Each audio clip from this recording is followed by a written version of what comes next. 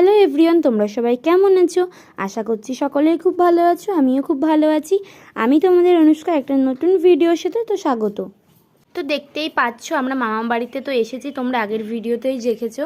তো এখানে কত কিছু রান্নাবান্না হচ্ছে। তো যেহেতু মামা বাড়ির ছাদডালায় ছিল, সেই উপলক্ষে আমরা সবাই গেছিলাম।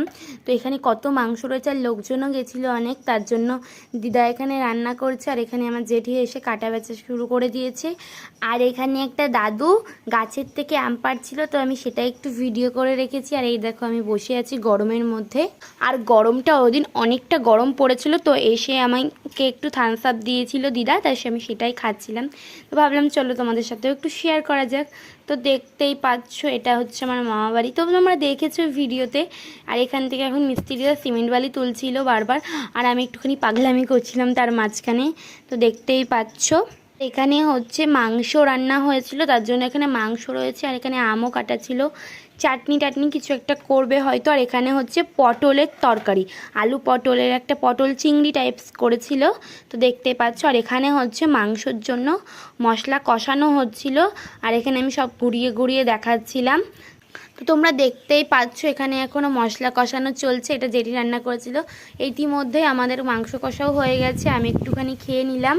তো দেখতেই পাচ্ছ তারপরে আমরা একটু গেছিলাম এই মামাবাড়ির ছাদের দিকে, যে কতদূর কাজ হলো মিস্ত্রিদের, তাই আমরা একটু দেখতে গেছিলাম পরে। তো দেখতেই পাচ্ছ, তো দেখো মিস্ত্রিরা কাজ করছে। তো আমরা ভাবলাম চলো একটুখানি ওপর থেকে দেখে আসা যাক কতদূর কাজ হয়েছে। আমরা যখন গেছিলাম পুরোটুকুনি হয়ে গেছিলো, আর অল্প একটুখানি বাকি ছিল, মানে 90% হয়েই গেছিলো। আর বেশিক্ষণ লাগেনি, ওই 2-3 ঘন্টার মধ্যে আমাদের ছাদ ঢালাইটা হয়ে গেছে। ওই দিনের দিনই বাড়ি চলে এসেছিলাম গরমের জন্য। তো তোমরা দেখতে পাচ্ছ এখন মিস্ত্রিরা ছাদ ঢালাই দিচ্ছে। আর তোমরা তো আগের ভিডিওতে দেখেছো যে আমরা মামাবাড়ি এসেছিলাম, তো তোমাদের সাথে আমি সেটাই শেয়ার করছি। আর এই দেখো আমি নামছি আস্তে আস্তে এবারে একেবারে। আমি মামাদের ঘরটা দেখাচ্ছিলাম ঘুরে ঘুরে। তোমরা আগের যখন মামাবাড়ি এসেছিলাম তখন তো তোমরা ভিডিওগুলো দেখেছিলেই।